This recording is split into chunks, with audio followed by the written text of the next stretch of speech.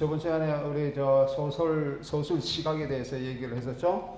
소설 시각 중에서 그 카프카의 소설 성과 그것이 영화화된 하네케의 성에 대해서 얘기를 했습니다. 하네케의 성에 대해 영화 분석에 대해서 했고, 하네케 영화 가지고 있는 특징에 대해서 조금 했는데, 오늘 이어서 거기 조금 더 보고 그 다음에 다음으로 넘어가도록 하겠습니다. 예, 대화형식이 많이 포함되어 있는 카프카의 성과 달리 하네케의 성에서는 대화형식의 서사 내용이 삭제나 축소되고 있다. 그리고 소재나 모티브, 줄거리로부터 변형되어 부각되고 있다.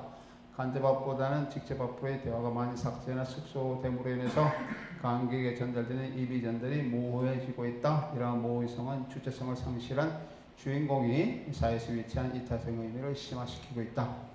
그런 얘기를 했었죠. 그 다음에 시간 공간의 불연수성이 카프카의 소설보다는 더 가격하게 나타난다. 이 가격하게 나타나고 있는 그 방법이 이 영화에서는 단편 미학, 끊어읽기, 이타성으로서의 낯섦의 차이, 기호로 기능하는 권력, 수용도의 부유성. 부유성이라는 것은 뭔가 고착되지 못하고 떠다닌 것과 같은 그런 성향을 얘기를 합니다. 그 다음에 이미지 서사, 그 다음에 어둠 속의 영화관 장치론 등 이것이 이제 강조되고 있다. 그러니까 하네케, 미하엘 하네케의 그 영화, 문학의 영화는 카프카의 그 성이죠. 성을 포스트 모더니즘을 칭해서 재해석하고 있다. 그렇게 얘기를 할 수가 있습니다. 그래서 이제 그 내용의 변화 중에서 15장 올가의 보고 형식 이런 것들이 이제 많이 축소되고 있는 부분이다. 얘기를 해서, 그죠? 축소된 부분에 얘기를 할 수 있고요. 15장, 10장, 15장 요거예요. 이 부분이 많이 그렇게 축약되고 있다라고 얘기를 하고 있습니다. 그 다음에 하네케이스의 낯섦의 미항은 어둠에서 시작한다. 그렇게 얘기했죠. 카프카의 성에서 문자 이미지와 유사하게 거의 영화의 위주는 어둠 또는 저녁이나 밤의 모티브가 강하게 나타나고 있다.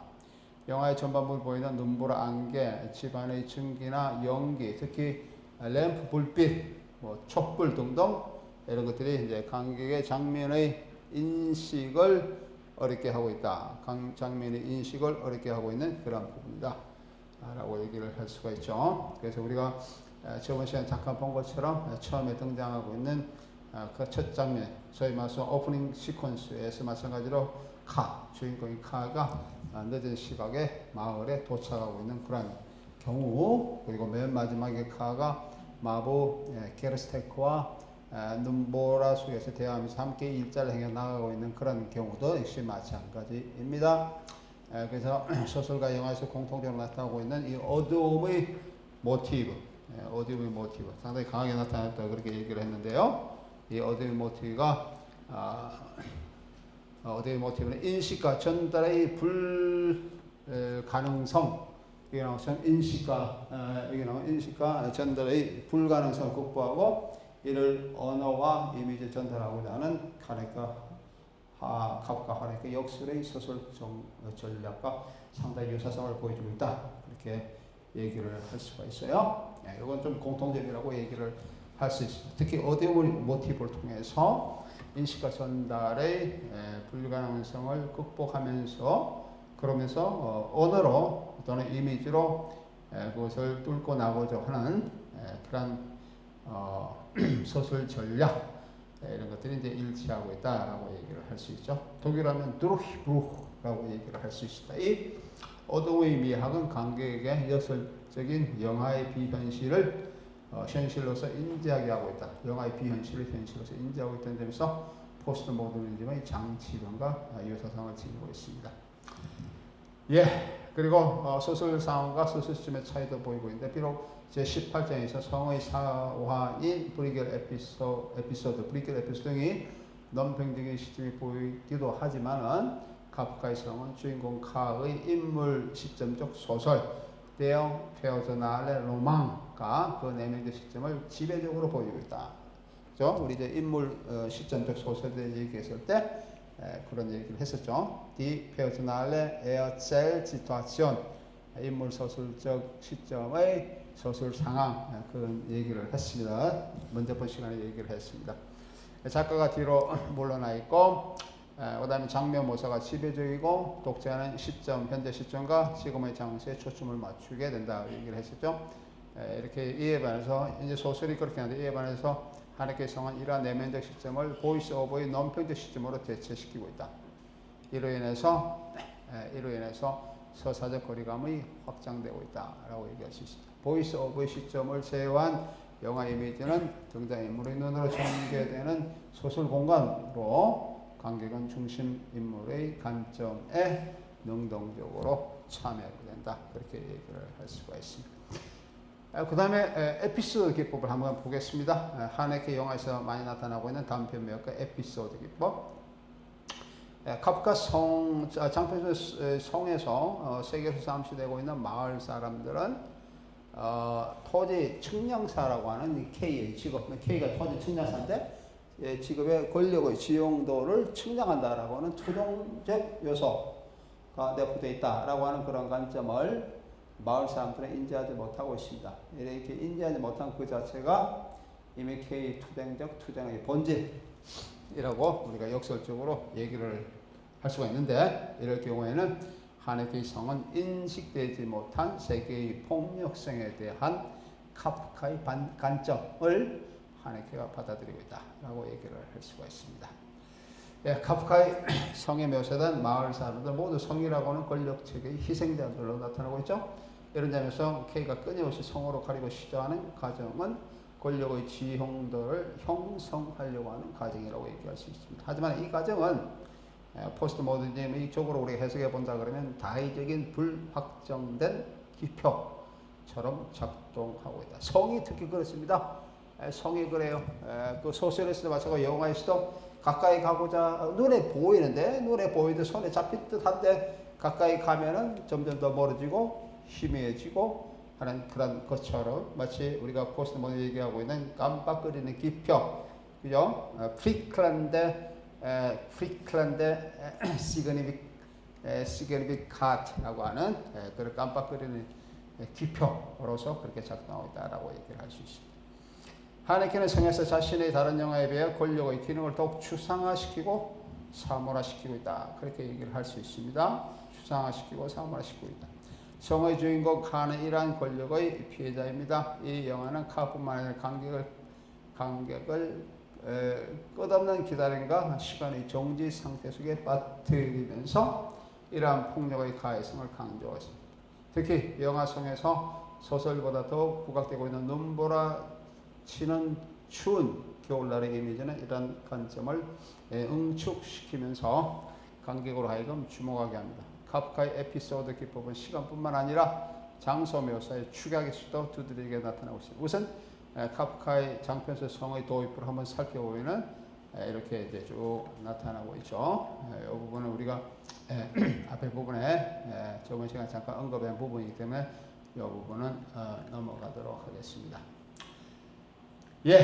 그 다음에 성의 앞부분에 나타나고 있는 카와 그 성의 집사의 아들인 슈바르츠와의 그와 대화 장면 이런 것이 이제 끊어읽기식으로 나타난다. 그렇게 얘기를 했었죠. 끊어읽기 이런 것이 무의식 상태 소통의 단절 외에도 소설에서 자세히 묘사된 부분을 생략하는 그런 방법으로 사회되고 얘기되고 있다. 그렇게 얘기를 할 수가 있습니다. 그 다음에 여기 나오는 아까 내가 그 성에 대한 묘사죠. 성에 대한 묘사에 부유하고 있는 그런 포스트 모더니즘의 기표라고 얘기를 했는데 그렇게 또 이렇게 얘기를 할 수가 있습니다. 대체로 성은 요거는 카프카의 작품에 나타나고 있는 인용 부분입니다. 대체로 성은 이곳 먼 곳에서 보아도 K의 기도하는 별 다름이 없었다. 카의 기도하는 별 다름이 없었다. 그것은 어떤 기사의 성도 아니고 화려한 건물도 아니었다. 앞으로 퍼진 폭이 넓은 건수이고 몇 개 안 되는 3층 건물과 오물조물 촘촘히 서 있는 많은 건물로서 구성되어 있었다.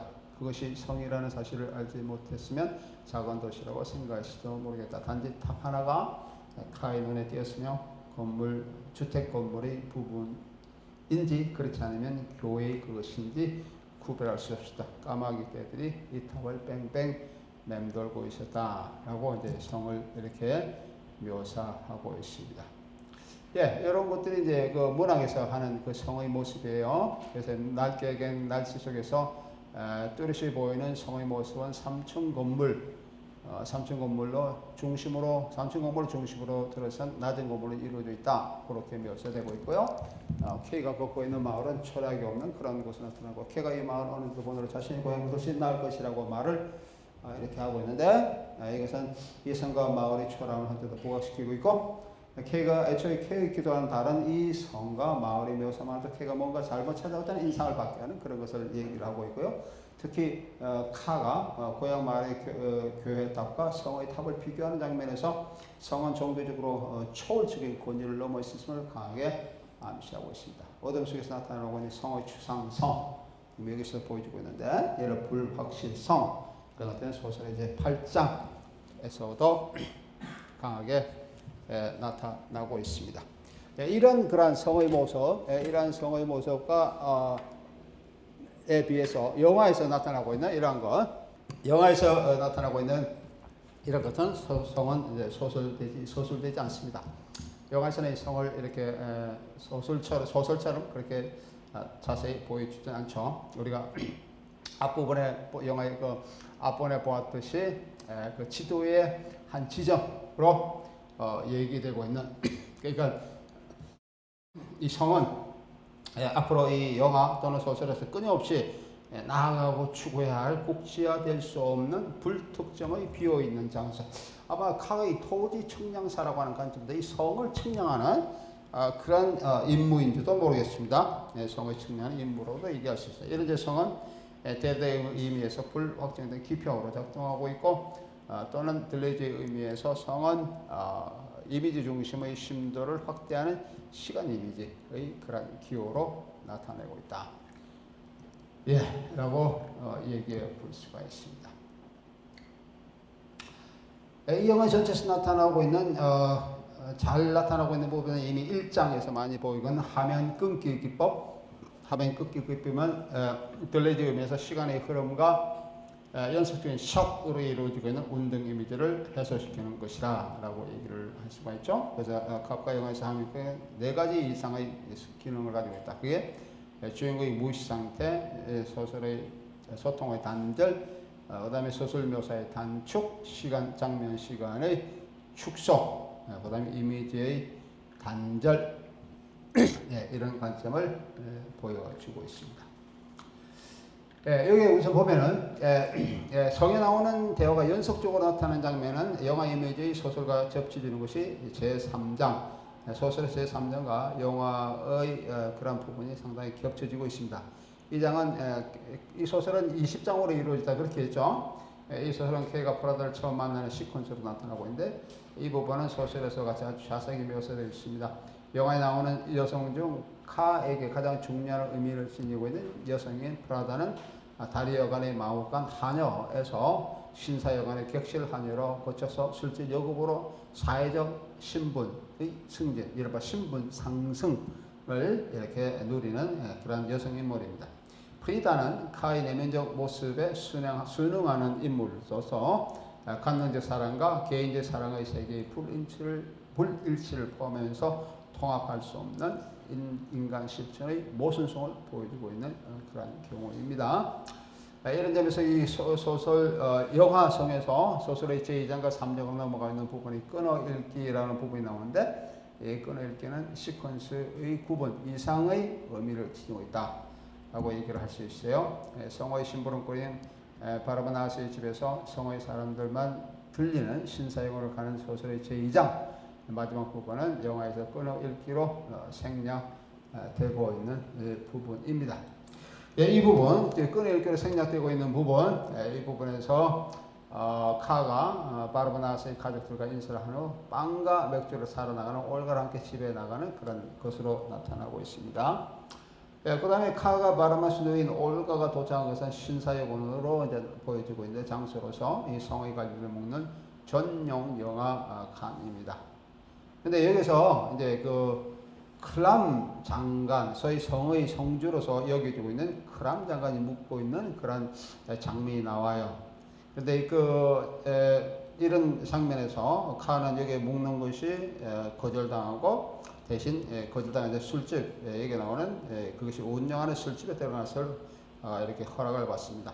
소설과 영화에서 카가 묵을 수 있는 것은 바람나시 집으로 나타날 뿐이며 그 외의 곳에서는 모두 부정적인 거부의 몸짓을 보여주고 있습니다. 그래서 이게 보면은 이런 점에서 영화에서 바라바나스의 집 이외의 장소는 들레즈가 네오니얼리즘과 연관해 언급하고 있는 임의의 장소, 동일하면 벨리비거 라움이라고 얘기를 할 수 있죠. 벨리비거 라움이라고 얘기를 할 수 있습니다.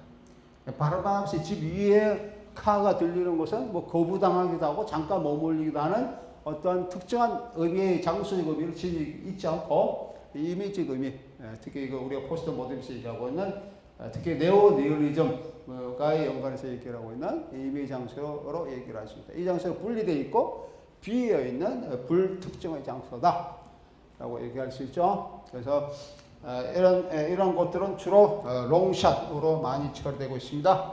그리고 이제 롱샷으로 얘기 처리되면서 이거 하나의 이미지 묘사로 나타나고 있고 라고 하는 그런 부분입니다. 제3장은 영화에서 이미지 묘사와 함께 다음과 같은 대화로 시작합니다.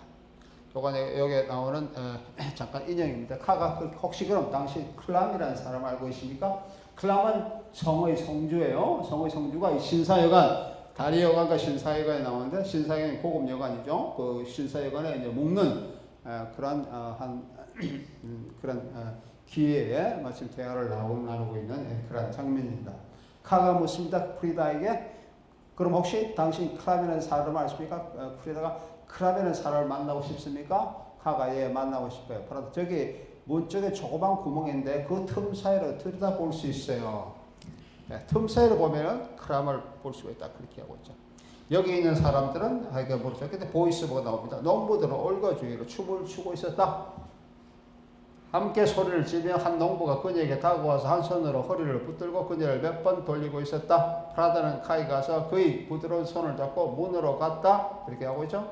카가 다시 얘기합니다. 그의 책상 위에 서류들이 놓여 있는데 어떻게 알 수 있죠? 거기 있는 서류들은 없어요. 보이스가 나오죠. 농부들의 소리는 점점 더 굶주린 듯이 씩색색거리며 점점 하나의 소리로 되어 갔다. 그렇게 하고 있습니다. 그럼 카가 크람 싫어하세요? 잘 아세요? 프리다가 얘기요. 네, 잘 알고 있습니다. 매우 잘 알고 있습니다. 제가 그의 애인이거든요. 카가 성에 가보셨나요? 그러다가 제가 이 술집에 있는 것들은 충분하지 않나요? 물론 충분하죠. 처음에는 다리여관이 마법관에서 일했습니다. 이제 처음에 다리여관이 마법관에서 일을 하다가 그 신사여관으로 이제 옮겨온 그런 것으로 얘기를 하고 있습니다. 이 부분이 조금 전에 그 성의 성주라고 하는 크람, 독일어로 하면 KLAMM이라고 하는 이름을 가지고 있습니다. 크람, 이 사람의 잠깐 묘사하고 있는 그런 부분입니다. 그 외에는 뭐 잘 몰라요. 크람이 누군지 잘 모르고, 그 다음에 성도 이렇게 뭡니까 부표 이렇게 부유하는 부표로서 나타나고 있는데. 그 성주도 역시 마찬가지로 뭐가 뚜렷하게 묘사되지 않는 그런 하나의 그 기표로서 작동하고 있습니다. 여기 보니까 이제 소설에서 15장에 나오는 그런 내용인데요. 올가가 카에게 크람에 대해서 묘사하고 있듯이 성의 높은 관리인 크람의 외모는 프로테우스처럼 언제나 변하고 있습니다. 프로테우스, 우리 신화적 인물 프로테우스 알죠? 예, 신화적 인물 프로테우스 변화하는 그런 인물로 나타나고 있습니다. 그러나 긴 옷자락이 검은으로 쓰였다는 것은 변하지 않는 고정적인 그 이미지입니다. 소설에서 그가 마을 사람들이 자주 나타났고 또 실제로 많은 사람들이 보았다라고 얘기를 합니다. 하지만은 그의 나타남은 순간적이라고 서술되어 있습니다. 오직 순간적으로만 그를 볼 수 있다는 이 순간성의 이미지는 그가 프로테우스적인 변형성을 더욱더 부각시키고 있는 부분입니다. 클람은 성의 성주인 클람은 올가의 언급처럼 여러 사람과 중첩된 인물로 묘사되기도 합니다. 예컨대 성에서 클람은 여러 사람과 혼동되기도 하고 그의 마을 비수인 모무스와 동일 인물로 간주되기도 합니다. 이에 반해 영에서는 볼 수 있는 클람의 등장은 위 인용문의 대화 장면이 유일하게 나타나고 있습니다. 그 외에는 클람이 누군지는 알 수가 없습니다. 단지 여기 나온 것처럼 뭡니까? 열쇠 구멍으로서만 이렇게 들여다볼 수 있는 그러한 순간적으로 나타났다가 다시 사라지는 그런 인물로서만 묘사되고 있습니다. 영화에서 카는 문구점을 들여다보지만 그러한 모습은 보이지 않습니다. 그 장면에서 관객들에게도 물론 보이지 않는 그런 인물로 나타나고 있죠. 예, 여기서 이제 이게 소설 3장. 그래서 이 크람의 이미지가 조금 전에 우리가 좀 얘기를 했는데 그렇게 얘기하고 소설에서 카프카의 소설 15장에서 카는 올가와 대화되는 크람을 직접 보았다. 예, 라고 반복하고 얘기하고 있습니다. 그리고 크람의 편지에 대한 부분은 소설과 같이 영화에서도 나타나고 있습니다. 소설의 제2장에서 바르바나스를 통해서 크람의 편지를 전달받는 부분이 나타나고 있고요. 제5장에서 마을 면장과의 면담에서 토지 측량사로서 임명되었다는 크람의 편지를 보여주고 있는 부분도 여기도 마찬가지입니다. 그리고 소설의 10장에서 어두운 밤에 바르바나스가 가져온 크람의 편지를 해중전등을 켜고 읽는 부분이 나타나고 있고요. 그리고 11장의 학교 장면에서와 마찬가지로 학교장 같이 카가 조수에 대해 쓴 크람의 편지의 내용을 해상하면서 내러티브를 이어가고 있는 부분, 그리고 제10장의 15장에서 올가와의 대화에서 크람의 편지에 대한 이야기 등 크람의 편지와 연관된 내러티브는 영화에서도 축약된 채 여러 번 이어지고 있습니다. 특히 영화에서 생략된 소설의 제9장, 9장은 그 생략되어 있는 부분인데 영화에서는 이것은 크람의 마을 비서 모무스가 카를 신문하는 내용으로 이루어지고 있는 부분입니다. 이곳에서 크람을 끊임없이 만나고자 하는 이유를 얘기를 하고 있습니다. 그 이유가 뭐냐면 이 소설이 끝까지 계속된 내용을 구성한 요인으로 작동하고 있는데, 즉 왜 크람을 만나고자 하느냐? 카는 끊임없이 크람에 대해서 묻고 크람에 대해서 뭐 받은 편지도 얘기하고, 이게 내가 조금 전에 얘기한 것처럼 그 성의 성주죠. 얘기를 하고 뭐 편지도 받고 2장에서 편지 바르바나스 통해서 그 편지도 받고 마을 면장과의 면담에서 임명되었다. 토지 측량사 란트페메스라고 그러죠. 독일어로 임명되었다는 편지를 보여주고, 10장에서 어두운 밤에 바르바나스 가져온 크람 편지를 해중전을 펴고 읽고 뭐 등등 이렇게 쭉 계속하는 성에 다다르지 못한 가운데서도 성에 계속 가려고 계속 시도를 하고 있는데, 그 중에서 특히 성에 갈 수 있는 방법이 크람을 만나는 것이죠. 크람을 만나서 성에 가야 되는데 그 이유가 뭐냐면 성에 들어가기 위한 하나의 그런 수단 또는 방편으로서 이 크람을 끊임없이 만나고자 합니다. 카프카의 성의 마지막 장은 카가 페피와의 대화하는 장면입니다. 카와 신사여관에서 일하는 페피의 대면은 제8장에서 이미 나타나고 있습니다. 페피는 성의 한이었으나 프라다가 카로 인하여서 실습을 그만두게 되면서 그 자리를 대신하에 들어오게 된 그런 여자입니다. 그러나 프라다와 카의 관계가 끝이 나고 프라다가 다시 술집으로 들어와서 여급에 대리하자 페피는 카를 유혹하여 자신을 데려가서 살 것을 부탁하다가 헤어지는 장면입니다. 이 마지막 장의 맨 마지막은 성으로 들어가고자 하는 시도보다는 다음과 같은 옷의 상징술로 이루어졌습니다. 예, 옷의 상징술 이 부분은 소설에서는 쭉 나와 있는데 소설의 제일 마지막 부분에 나와 있는데 영화에서는 이 부분이 나타나지 않고 있습니다. 예, 요거는 제일 마지막 부분이에요. 한번 읽어볼게요. 소설의 제일 마지막 인정한 부분입니다. 그녀는 미닫인 문을 옆으로 밀어 열었다. 거기에 옷이 장롱의 길이와 넓이에 따라서 속속들이 가득 차 있었다. 대부분의 옷들은 우중충한 색으로 회색, 갈색, 검은색의 옷들이 전부 보기 좋게 편채로 걸려 있었다. 이것이 내 옷이에요. 말씀하신 대로 모두 오래된 옷으로 너무 많이 쌓여 있어요. 다만 여기에 있는 옷들은 위층에 있는 내 방에는 갖다 놓을 자리가 없어서 여기다 두었을 뿐이에요. 위층 방에는 또 장롱 2개의 옷이 가득 차 있었다. 이것만한 크기의 장롱 2개 놀라셨나요? 아니, 나는 그와 비슷한 것을 기대했어요. 그래서 나는 당신이 단순한 주인 아주머니일 뿐이다. 뿐만 아니라 어떤 무언가를 목표로 하고 있다고 말씀을 드렸어요. 내 목표라는 건 단지 아름답게 옷을 입는 것 뿐이에요. 당신은 바보든지 어린애든지 그렇지 않은 아주 나쁜 인물이에요. 이제 가주세요. 당장 나가주세요. 카는 그 자리를 떠나 이미 현관에 있었다. 게르스테크 마부입니다. 게르스테크가 또 그의 소매를 붙들었다. 그의 뒤에는 마을 주인 아주머니가 외치는 소리가 들었다. 내일 새 옷을 받게 될 거예요. 그러면 당신을 데리러 사람을 보낼지도 몰라요. 이 마지막 부분, 이 소설의 그 굉장히 많은 한 5, 6페이지 되는 성이라고 하는 소설의 마지막 부분에 이렇게 옷의 상징술로 끝나 있습니다. 카프카의 작품에서요. 하지만 이것은 이 마지막 부분의 영화에서는 나타나지 않습니다. 영화의 생애 때 나타나고 있고, 이 옷의 상징술은 카프카 작품에서 상당히 중요한 의미를 지니고 있죠. 그 현실을 넘어서는 옷은 카프카에게 현실을 넘어서려는 인간의 정신적 상태를 상징을 합니다. 옷을 갈아입는 그런 것을 얘기를 하는 거예요. 옷을 장면 속에 많이 넣어둔 것은 정신적 상태의 다층성과 복합성을 상징을 하고 있습니다. 이런 상징화에는 페피뿐만 아니라 신사여관의 주인 아주머니에게도 유사하게 나타나고 있습니다. 특히 주인 아주머니가 사모의 목표로 삼고 있는 것은 끊임없이 아름다운 옷을 입으려고 하는 것으로 나타나고 있죠. 성이 마지막 권력자인 크람의 절대적 영리에서 이미 벗어나 삶의 막바지에 와 있는 그녀에게 아름다운 옷은 삶에 대한 미학적 변형이라기보다는 새로운 삶의 불안을 극복하려고 하는 시도라고 볼 수 있습니다. 이는 또한 현실을 초월한 죽음에 대한 준비라고는 이중적 의미를 지니고 있습니다. 이러한 관점은 주인 아주머니의 절대 권력에 대한 필사적인 도전이라고 얘기할 수 있고요. 우리가 그 조금 전에 인용을 했듯이 성의 마지막 부분에 인용하듯이 내일 새 옷을 받을 거예요. 그러면 당신을 데리러 사람을 보낼지도 몰라요. 라고 이렇게 얘기하고 있는데 이것은 그이라고 하는 그녀의 말은 구조화된 절대 권력의 질서에 순응하지 않는 이질적인 사회적 비판자인 카와의 화합 가능성을 역설적으로 얘기를 하고 있습니다.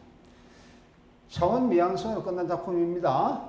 미완성으로 끝났는데 끝난 것에 지금 우리가 조금 전에 인용문에서 보았듯이 이것은 열일결만을 보여주고 있죠. 뭔가 끝이 뭔가 분명하게 끝나지 않는 그런 겁니다. 카로아이가 확정적인 결정을 내리지 못하게 하는 페피의 제한과 집과 같이 살면서 집에 같이 살면서 자기 말을 돌봐달라고 K에게 요구하는 마부 게르슈테크의 태도와 프라다와의 관계도 완전하게 정리되지 않고 있는 이런 부분들이 서사고전 서로 유사한 맥락적 연관성을 지니고 있다라고 얘기를 할 수 있습니다. 이에 반해서 카프카 영화 성에서 마지막 부분은 옷의 상징술 대신에 눈의 상징성이 강하게 드러나고 있습니다. 수동적이며 피해자인 카의 대화와 보이스오브의 미완성 논평으로 끝나고 있습니다. 마부 게르테크와 카의 대화는 다음과 같은 대화는 아이러니컬하게도 다음과 같은 크람의 개인 비서인 에어링그를 통한 새로운 직업에 관한 것으로 나타나고 있습니다. 이 부분을 같이 한번 볼 겁니다. 인용해 보면 이렇게 씁니다. 영화의 마지막 부분이에요. 게르테크 마부입니다. 게르테크가 다음과 같이 말합니다. 아직 깨어 있었네요. 지금 당장 따라와요. 카가 어디로요? 그냥 한번 따라와요. 전직은 시간이 없어요. 학교로 돌아가야 해요. 그냥 와요. 학교 사관 역할은 그냥 포기해요. 나한테 오면 당신이 필요한 것들이 다 있을 거예요. 하루 종일 당신을 기다렸는데 우리 어머니는 내가 지금 어디에 가 있는지도 몰라요. 그 다음 화면 끊기가 나옵니다. 마부 게르테크가 마법관에서 말들을 돌보는 직업을 담당하세요. 원한다면 그에 따른 보수까지 드리죠. 가가 말에 대해서는 아는 게 전혀 없어요. 그럴 필요도 없어요. 그에 대한 훈련할 필요는 없어요. 당신은 너를 왜 다루고 데려가고 싶어 하는데 내가 에어링에게 당신을 위한 말을 해줄 수 있을 것이라고 생각하기 때문이죠. 맞았어요. 그 위에 뭐 때문에 당신에게 그러겠어요. 하늘에서 유황이로 떨어질 것 같아요. 아니에요. 그런 날씨 같지 않아요. 이 부분이 나왔습니다. 보이스오버가 또 나옵니다. 마지막에 게르테크의 오두막집 작은 방 안은 아궁이 불과 촛불만이 희미하게 비추고 있었다. 촛불 옆에는 누군가가 책을 읽고 있었다. 그는 게르테크의 어머니였다. 그녀는 카에게 떠는 손을 내밀며 자기 옆에 앉게 했다. 그녀는 힘겹게 말을 하였지만 그 말을 이해하기는 어려웠다. 하지만 그녀가 말한 것은 역시 마찬가지로 분명하게 얘기되지 않은 채 이 영화는 끝이 납니다. 그래서 그 마지막 부분을 같이 한번 잠깐 보도록 하겠습니다. 요 여성이 아까 페피라고 하는 여성이에요. 그 페피란 여성으로 나타나고 있는 부분이고요. 요 페피와 여성이 만나면 소설에서 역시 마지막 부분에 나오고 있는 거죠. 나오고 있는 부분이고, 아까 제가 마부와의 관계, 페피와의 대화가 조금 길게 나타나고 있습니다. 여기 이제 마지막으로 마부와의 만나는 장면입니다. 따라와봐요. 그렇게 얘기하고 있는 거죠. 예.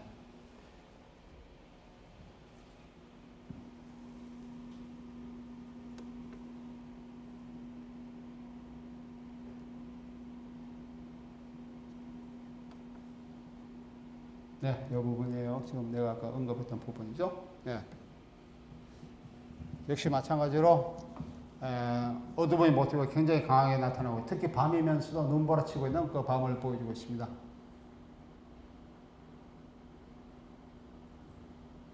우리가 지금 마지막에 내가 그 인용 부분을 읽었던 그런 부분이 지금 여기에 나타나고 있죠.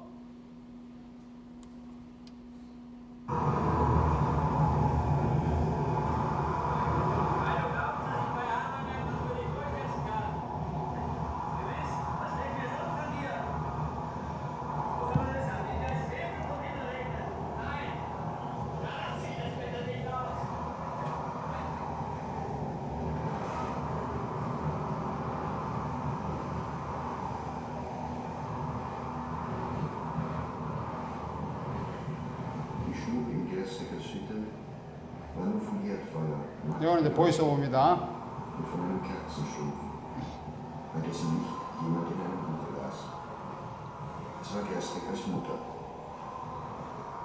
Sie reichte Karl die zitternde Hand und ließ ihn neben sich niedersetzen. Mühselig sprach sie. Man hatte Mühe, sie zu verstehen. Aber was sie sagte, 안데슈텔레한테 바로 이 장소에서 뭡니까? 카프카의 작품이 끝난다 그렇게 얘기했죠. 카프카의 작품이 끝난다라고 하는 부분은 카프카 작품은 지금 미완성 본이 있고 브로트라고 하는 자기 친구, 막스 브로트라는 자기 친구가 가지고 있는 본이 있는데 이 부분은 막스 브로트가 있는 친구의 그런 부분이 이제 끝난다라고 하는 그런 것으로 묘사되고 있습니다. 내가 여러분들에게 얘기했던 카프카의 소설성과 영화의 성의 그 부분입니다. 그래서 이 마지막 부분을 잠깐 보면은 카네케의 영화의 성은 눈바라치는 밤에 자기에게 마법관의 새로운 일자를 제공하고자 하는 마부 게르슈텍과 함께 터벅터벅 걸어가는 카의 이미지로 끝나는 부분입니다. 새로운 일자리에 대한 얘기를 함으로써 성으로 향하는 카의 끝없는 시도는 아직 끝난 것이 아니라 여전히 새로운 시작이다 하는 것을 강하게 암시하고 있죠. 이 영화의 시작과 마찬가지로 성으로 들어갈 수 있는 허가나 접근이 전혀 이루어지지 않는 그런 열린 순환적 구조를 하고 있습니다.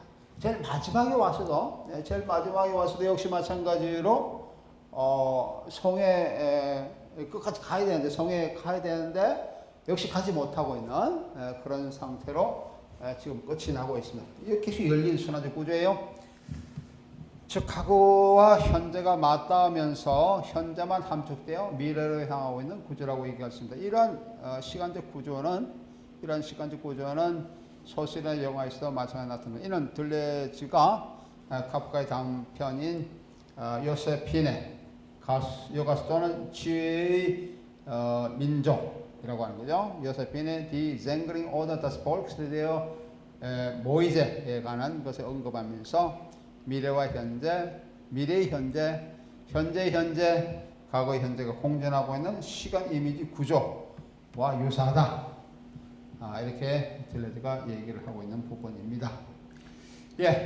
그래서 마지막 이 구조의 형식과 달리 영화의 이 마지막 부분은 내용적으로 소설과는 차이가 있을 뿐만 아니라 아까 제가 얘기했듯이 막스 브로트가 전하는 또 다른 판문과도 차이를 보냅니다. 막스 브로트에 의하면은 카는 성에 있는 마을의 한 침대에서 죽음을 맞이하고 있는데 성으로부터 마을에 계속 머물 수 있다고 하는 허가를 받은 것입니다. 마지막에 죽어가고 있는데 그때 들어갈 수 있다. 이제 허가장에 나왔어요. 그러면서 이제 막스 브로트에 나오죠. 이런 결말은 카프카 하네케보다는 넬테의 영화, 넬테가 1960년대 역시 카프카의 성을 영화했는데 여기서 유사성을 확인할 수가 있습니다. 즉 넬테의 성은 마지막 부분에서 카프카의 무덤 속의 성의 주인인 크람의 첫 번째 공식적인 편지를 함께 넣어주는 것으로서 성의 통보를 대신하고 있습니다. 무덤 속에 그 성주인, 이 사람은 죽었고 이제 무덤 속에 매장을 하는데 성주가 이제 들어들었다, 성에 들어들었다라고 하는 그런 공식적인 허가성을 무덤 속에 같이 넣어주는 거죠. 결국은 들어가지 못하는 이런 것으로서 나타나고 있습니다. 이로써 넬테는 삶의 마지막 의미마다 죽음으로 끝맞게 함으로써 무의미하게 만들고 있습니다. 하네케의 성한 보이스부의 논평을 끝나는데 이 논평은 게르테크의 집에서 그의 늙은 어머니와 카의 만남을 시간과 운명의 여신인 노르데와의 만남으로 이미지를 중심시키고 있습니다. 이 시간과 운명의 여신 노르데. 카의 죽음이 가까워있음을 암시하고 있습니다. 그렇지만 그렇다고 카의 죽음으로 인한 완전히 종결된 의미를 제시하지는 않습니다. 즉 성으로 향한 카의 시도는 내용적으로 끝나지 않았다라고 하는 것을 역설적으로 보여주고 있습니다. 하네케의 영화 성은 카프카의 소설 성과 상호 매체적 관점에서 다양한 차이를 보이고 있습니다. 이는 이제 정리합니다. 카프카의 성의 문학과 영화에 관한 이런 부분을 정리합니다.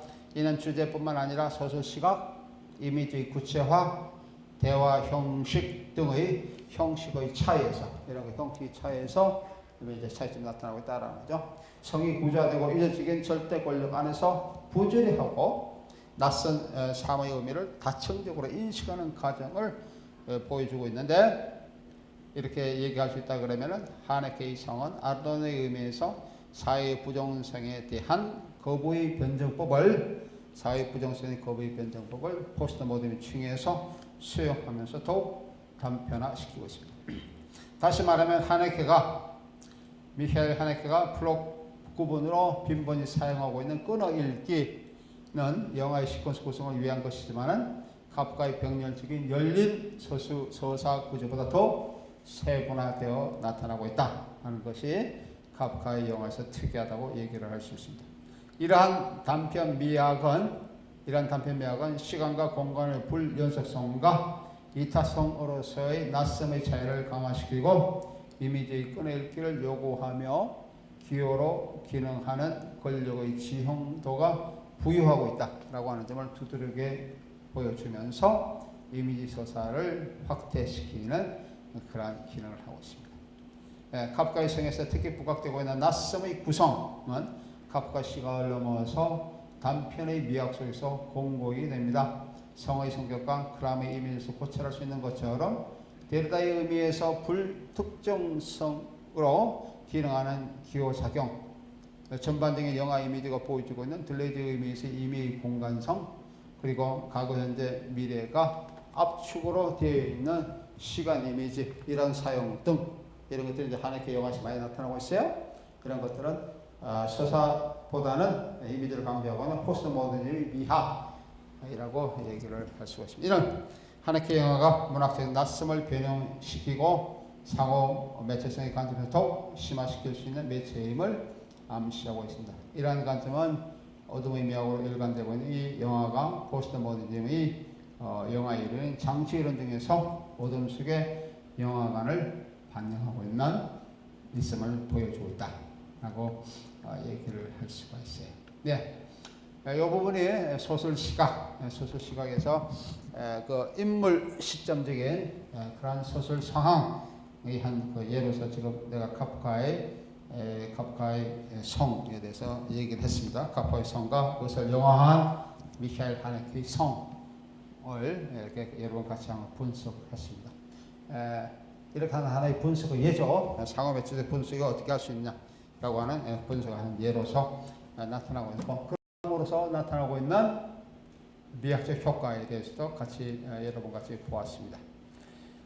다음으로 그 소설 시각의 전환 유형, 소설 시각의 전환 유형을 같이 보자 그러면은 주석적 소설의 이런 유형이 발전될 수 있는 어떻게 방향으로 발전할 수 있냐라고 하는 그런 것을 잠깐 보면은 주석적 소설로부터 1인칭 소설로 가는 그런 과정에서 나타나고 있는 특성은 주석적 소설자가 작중세계 점점 더 접근하고 있다.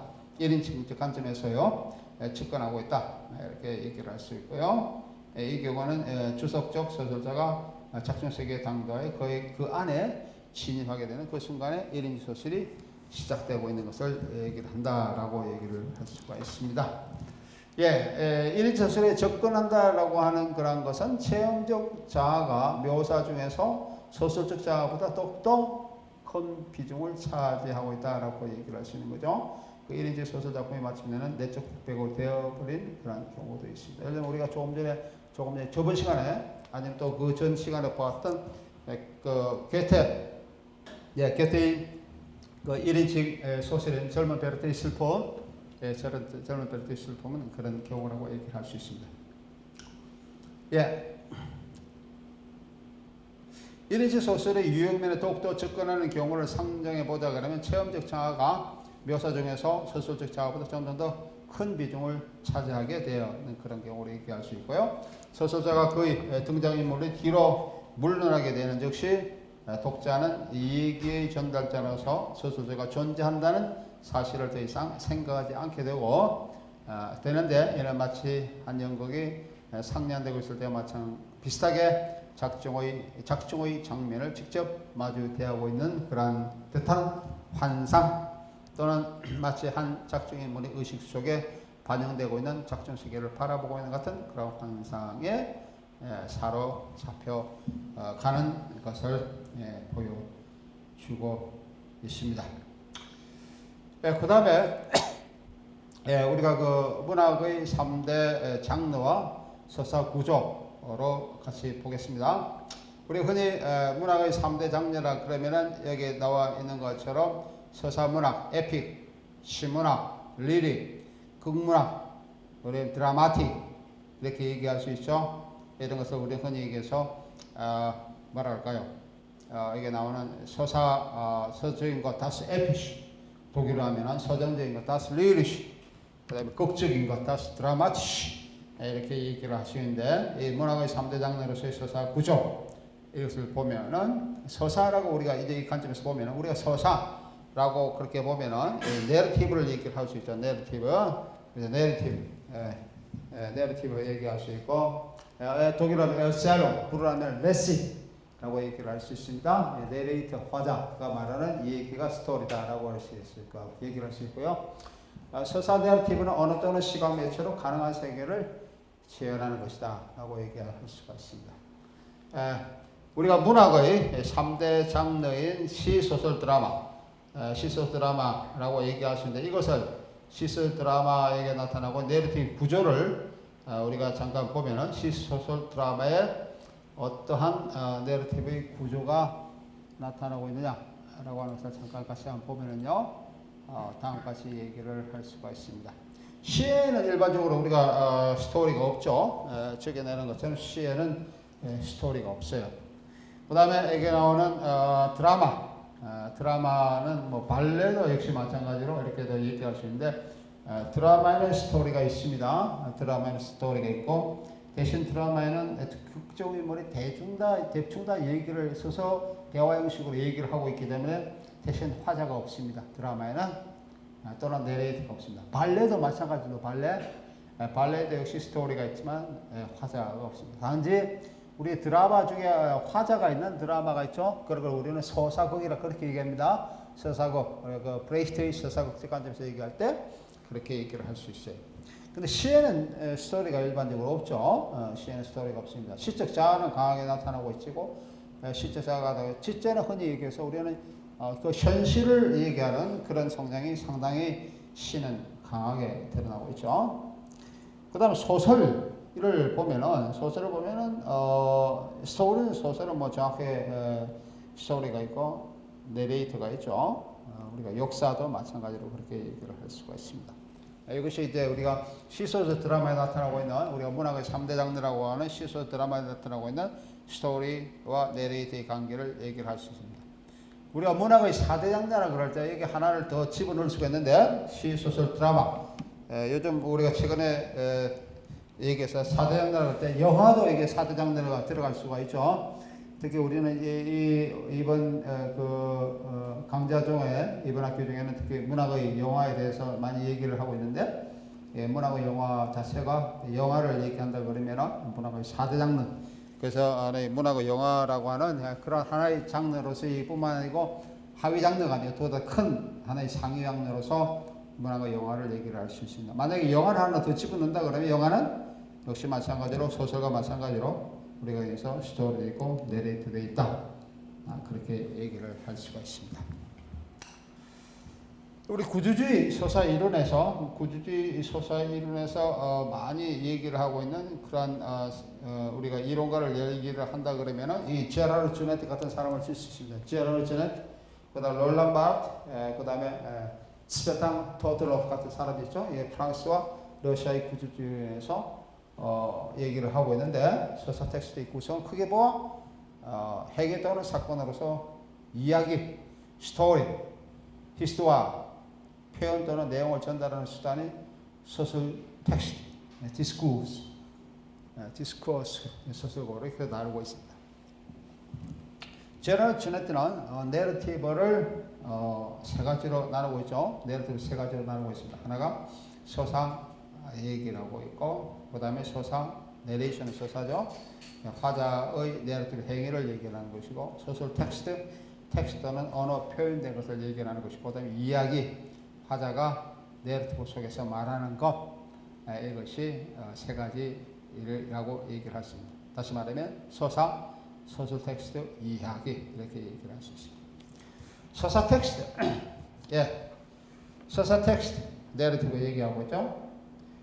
또는 텍스트, 내러티브 서사 텍스트는 내러티브 텍스트로 얘기를 할 수 있는데 이건 내러티브 디스코스 또는 독일어 하면 에르셀베리히트라고 얘기할 수 있고요. 그냥 영어로 표현하면 디스코스라고 얘기할 수 있는데 이것은 서사 행위의 내레이션과 그 결과물은 감화를 얘기하는 것이다. 디스코스를 얘기하는 것이다 라고 하는 것이다.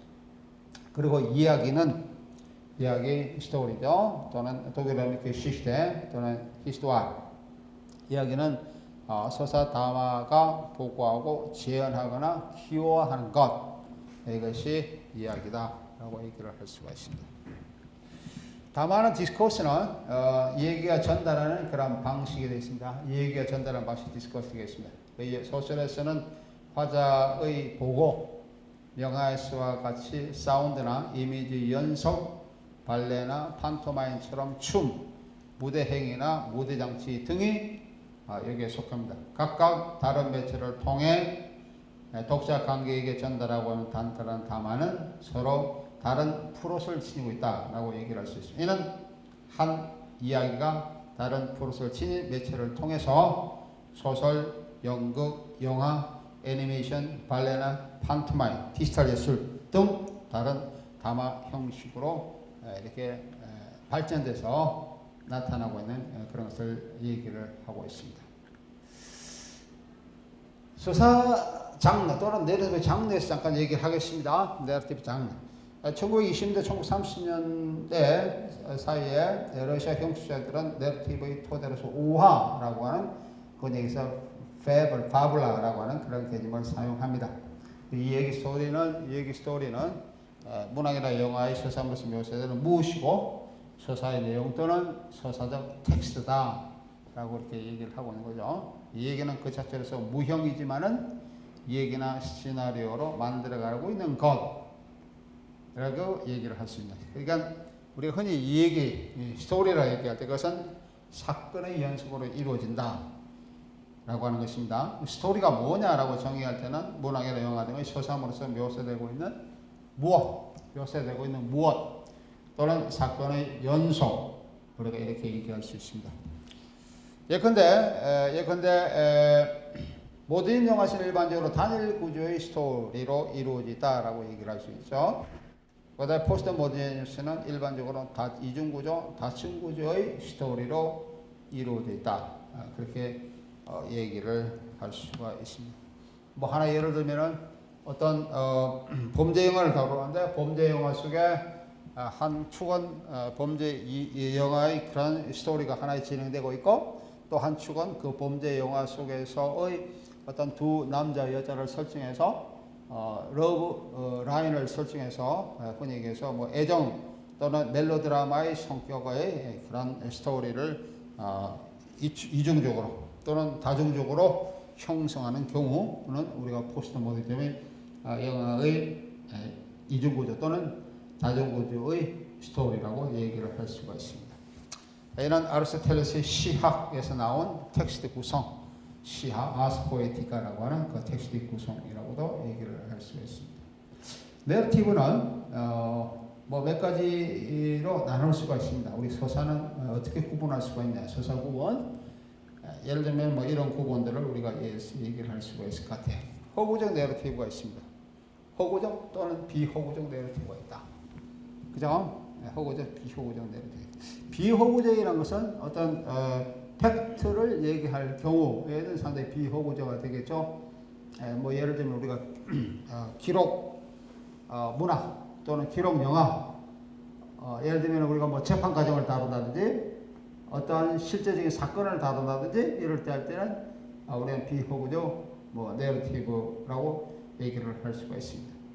언어적 내러티브가 있습니다. 언어적 내러티브, 언어 및 소설, 텍스트에 이루어지고 있는 그런 내러티브. 그럼 언어적 내러티브, 비언어적이 있을 수가 있겠죠. 예를 들면 시각적 내러티브가 있습니다. 시각적 내러티브, 발레, 판토마임, 이미지 드라마, 애니메이션, 사진 영화 등등 이런 것들은 시각적 내러티브라고 얘기를 할 수 있습니다. 청각적 내러티브도 있을 수가 있겠죠. 그죠? 청각적 내러티브, 이것은 이제 음악으로서 내러티브를 이어가는 그런 경우, 이런 것은 청각적 내러티브에 속한다. 그리고 언어적 시각적 내러티브 같은 것은 드라마, 영화 등에서 언어적이면서 시각적인 내러티브다라고 얘기를 할 수 있어요. 이런 이제 서사들이 있는데, 그럼 이런 서사로 나타나고 있는 서사 텍스트는 있어요. 서사 텍스트들이 있다고 앞에 얘기했었죠. 이것을 이제 연구할 때는 어떠한 모델 또는 방법론이 필요할까라고 하는 겁니다. 예를 들면 고기구조주의 모델을 들 수가 있습니다. 고기구조주의. 예, 고기구조주의는 뭐 여러 가지 담론 분석이 있을 수도 있겠죠. 뭐 예를 들면은 우리가 그 데리다라고 하는 이런 차연의 그런 그 방법. 또는 우리가 문화가 영화를 얘기할 때 내가 앞서 몇 번 언급했던 들레즈의 그런 시간 이미지 분석 또는 행동 이미지 위기에 나타나고 있는 분석 또는 뭐 행동 이미지의 모델에 따른 분석 뭐 어떻게 있을 수가 있겠죠. 그 다음에 뭐가 있을까요? 자크 라캉의 정신 분석적, 그죠? 자크 라캉의 정신 분석적인 그런 서사 분석 그렇게 있을 수도 있고요. 그다음 율리아 크리스테바가 얘기하고 있는 상호 텍스트적인 그런 관점에서의 서사 분석 그런 것도 있을 수가 있겠죠. 뭐 예를 들면 프랑스에도 상당히 많은 서사 분석의 모델을 많이 가지고 있는데, 예를 들면 뭐 공간 분석, 공간 분석에 관심 있는 앙리 르페브르 같은 사람들 공간 분석 이런 관점에서 얘기를 할 수도 있습니다. 예를 들면 뭐 차이 공간이라든지 방 공간이라든지 좀 주상 공간이라든지 뭐 기타 등등 뭐 이런 것도 거기에 해당될 수 있습니다. 그래서 심리 분석적인 모델, 이거는 예를 들면 이게 대표적인 어떤 모델 일가의 이론을 들려고 그러면은 블룩스 또는 체인버 같은 이런 사람들을 들 수가 있고요. 또는 페미니즘 모델, 워홀, 렌즈 이런 사람들의 그런 서사 연구 분석, 이런 것이 이제 페미니즘 모델의 분석이라고 얘기를 할 수가 있습니다. 담론 분석인 이데올로기 모델 분석 이런 것들도 있어. 코헨, 셔얼스, 암스트롱, 그다음 테넌호스 같은 사람들 이런 이론가들입니다. 이론가들이 얘기할 때 담론 분석 또는 이데올로기 모델 분석 이렇게 얘기를 할 수 있습니다. 수학적 모델 분석, 펠란 같은 사람들, 이런 이론가들, 이런 사람들의 관점에서 수학적 모델 분석, 윤리적인 모델 분석 뭐 이런 것도 있습니다. 윤리적인 우리가 얘기해서 서사윤리 또는 미디어 윤리, 영화 윤리, 뭐 기타 등등 이런 것의 윤리학적인 분석 등 이런 것들이 서사 연구, 내러티브 리서치에 관한 하나의 그 분석적인 모델이라고 얘기를 할 수가 있습니다. 예, 우리 흔히 얘기해서 어떤 패러다임의 변화, 어떤 연구의 방법들이 커다란 흐름이 있을 때 우리 그런 것을 우리는 턴이라는 용어를 사용합니다. 우리가 1960년 이후로 여러 가지 턴들이 예술적 의미에서 미학적 의미에서 여러 가지 턴들이 많이 나타났어요. 예를 들면 우리 언어학적인 턴, linguistic 턴이라는 게 있었죠.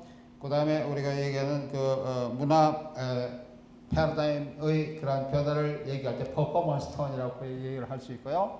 그 다음에 1990년대에 어떤 이미지 범람 시기가 도달해서 특히 우리 디지털 예술이 이제 나타나기 시작하던 1990년 그런 경우는 우리가 흔히 얘기해서 픽토리얼 턴 이렇게 해서 아이코닉 턴 이런 턴의 개념을 얘기를 할 수가 있고요. 2000년 들어서 턴의 개념들이 많이 나타나고 있죠. 예를 들면 우리가 퍼포머티브 턴 우리가 흔히 얘기해서 수행학적 이미지 또는 수행성이죠. 수행성의 그런 패러다임 변화 퍼포머티브 턴 그렇게 얘기할 수 있고 사이버네틱스 턴 우리가 인공두뇌학적인 관점을 얘기할 때 사이버네틱스 턴 그런 용어를 사용할 수 있고요. 우리가 또 사고매체적 우리가 여기서 문학과 영화에 대한 사고매체성을 연구를 하는데 우리는 이 시간에 이제 주로 주목을 하고 있는데 문학과 영화 이외에 매체 간의 그런 서로 영향, 상호작용 또는 융합, 변형 이런 것에 관한 연구인 인터미디얼 턴 이런 것도 턴이 있을 수도 있겠죠. 그 인터미디얼 패러다임 변화. 그 다음에 최근에 많이 얘기하고 있는 공간 분석에 관한 그런 이론에서는 공간 분석의 이론에서는 우리 흔히 얘기해서 뭐라 그럴까요? 스페셜 턴이라고 하는 공간 담론 이런 얘기도 할 수가 있습니다. 예. 근데 여기서 우리는 그 내러티브, 패러다임 변화에 관한 내러티브 턴이라는 그런 용어도 사용할 수 있는데 우리 여기서 이제 주목할 만한 서사학자들 내가 몇 명 들어보면은 특히 독일의 서사학자들 들어보면 볼프 슈미트 같은 사람을 들 수 있습니다. 만프레드 얀, 그다음은 안스카 니닝 같은 사람인데요. 안스카 니닝 같은 그런 사람들, 그다음 모니카 플루테닉 같은 이런 학자들을 들 수가 있고, 그다음 베르나 볼프 이런 사람들이 독일을 대표하는 서사학자라고 얘기를 할 수가 있습니다. 특히 이 서사학에 관한 우리가 내러티브 스터디에 관한 그 독일의 중요한 책을 내가 하나 선보한다 그러면요 여기에 있습니다. 베베테에서 나온 한트비혀 zum Literaturwissenschaftlichen Studium 그죠? 여기에 또 있고 나라톨로기아 네러톨로지라고 하는 서사학이라고 하는 그런 이런 사전입니다. 서사학 사전 이런 것들은 상당히 여러분 독일어만 알 수 있다 그러면은 서사학이 변했을 거라고 하는 중요한 사전이라고도 얘기를 할 수가 있습니다. 그럼 영미권에서 상당히 중요한 서사학자들이 2000년대 이후에 많이 나타나고 있어요. 뭐 영미권에서 예를 들면 이런 사람 들 수 있습니다. 제이콥 로트 같은 중요한 사람입니다. 제이콥 로트, 폴 콜브리, 호러스 포터, 아보트, 수잔 킬, 데이비드 헤르만, 그다음에 루트리시, 루트리시 Encyclopedias of Narrative Theory 2500년 나오면은 루트리시 출판사죠. 루트리시면은 그 백과사전인데 Narrative Theory, 내러티브 이론에 관한 그런 백과사전. 그다음에 Companion of Narrative Theory, Companion이라는 것은 역시 그 시리즈로 나타나고 있는 그런 책 시리즈 이름입니다. Companion of Narrative Theory, 내러티브 이론에 그런 책. 칼리지, 그다음에 Companion to Narrative Theory, 케임브리지로 나온 거예요. 여기서 헤르만이라고 하는 사람이 쓴 2007년도에요. 이런 책들, 이런 것들이 영미권에서 나타난 중요한 서사학의 그런 책들입니다. 이론들. 그래서 내가 조금 전에 얘기하고 있는 독일권의 서사학자들 이런 사람도 상당히 중요하고요. 독일권 서사학자도 중요하고 영미권 나타난 서사학자들도 상당히 중요한 그런 우리 서사학의 이론에서 중요한 위치를 점하고 있습니다. 그래서 혹시 여러분 서사학의 관점이 이제 서사학적 관점에 관심이 많은 사람들은 이런 책을 한번 이 사람들의 이름에 한번 여러분들이 찾아보면은 서사학의 중요한 책들이 있는데 이런 책을 여러분이 한번 참고해 보기를 바랍니다. 예, 다음으로 구조, 내러티브, 구조에 대해서 잠깐 얘기를 하겠습니다. 뭐 서사 구조라고 얘기할 때에서는 스토리로 재현된 세계의 층위를 얘기하고요. 서사는 그 다음에 재현이 일어나는 층위, 서사 텍스트의 층위 이런 것을 우리가 구조적인 관점에서 얘기를 할 수가 있습니다. 뭐 예를 들면 1인칭 서사, first person narrative로 1인칭 서사를 얘기할 때는 화자 자신이 경험한 것을 보고하는 것을 얘기를 하고 있죠. 그래서 화자의 서사 텍스트, 예컨대 1인칭 서사, 서한체 소설, 일기 소설, 일기 영화 이런 것들이 1인칭 서사에 해당되고요. 예를 들면 퀸트클라스 양철부, 양철부 등은 이제 여기에 속하게 됩니다. 또 작가적 서사, authorial narrative 얘기를 할 수 있는데 등장인물의 세계와 초연하여 작가적 화자 자신의 시각으로 세계를 묘사하는 것은 여기에 해당됩니다. 뭐 게테의 젊은 별도의 슬픔, 친화력 등등 이런 것을 예를 들 수가 있겠죠. 그 다음에 서사 이론에서 독일의 서사 이론에서 중요한 하나의 위치에 처하고 있는 사람인데 이 사람을 들 수가 있는데 이 사람은 슈탄체, 에프카 슈탄체라는 사람이 있어요. 이 서사 이론에 상당히 독일에서 상당히 주목받고 있습니다. 슈탄체, 주목받고 있는 그런 사람인데 이 슈탄체는 등장인물의 서사 상황을 얘기를 하고 있습니다. 그래서 figural narrative situation이라는 이런 것으로서 우리가 분석, 이 사람이 이제 분석, 서사 이론을 아주 자세하게 분석하고 있는데 우선 슈탄체를 들고 있는 그런 화자, 우리가 흔히 내레이터를 이 사람은 여러 가지 내레이터를 들고 있습니다. 하나는 그 드러난 내레이터가 있고 우선 드러난 내레이터, 오버트 내레이터, 이미 알려진 내레이터가 있고 감춰진 내레이터. 하나는 오버트 내레이터고 감춰진 내레이터 같은 것은 커버트 내레이터라고 얘기를 할 수 있습니다. 어떤 드러난 그런 화자가 어떤 역할을 하느냐라고 하는 그런 것에 대한 분석이 있고요. 감춰진 화자, 우리 문학이나 영화에 있을 때 감춰진 화자가 있잖아요. 감춰진 화자가 어떤 역할을 하느냐라고 하는 그런 등장인물의 서사 상황에 대해서 얘기를 하고 있습니다. 그 다음에 이 사람이 또 얘기하고 있는 것이 암시 독자 뭐 이런 개념에서 얘기를 하고 있고요. 암시 독자 이런 개념에서 얘기하고 있는 중요한 내러티브 이론에 관한 그런 얘기를 우선 하고 있습니다. 우선 그 드러난 화자, 오버트 내레이터에 잠깐 얘기를 해도 본다 그러면 오버트 내레이터는 개인적 화자라고 얘기를 할 수 있습니다. 개인적 화자, personalized narrator라고 얘기를 하죠. 또는 극화된 화자라고 얘기를 할 수 있습니다. dramatized narrator라고 얘기를 할 수 있어요. 이 드러난 화자는 1인칭은 3인칭 화자에 속하게 됩니다. 드러난 화자는 스토리 전개에 적극적으로 개입을 하게 되는 그런 것을 얘기를 합니다. 스토리가 어떻게 전개하는데 아주 적극적으로 이게 개입하고 있는 그런 경우입니다.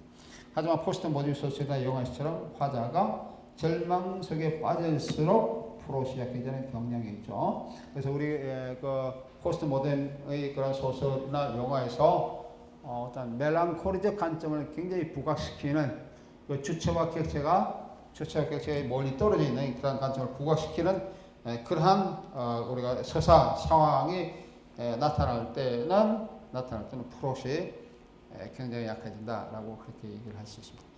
여기 서사 이론에 대해서는 서사 이론 구조 이것은 다음 시간에 다시 한번 더 하도록 하겠습니다. 오늘은 그만.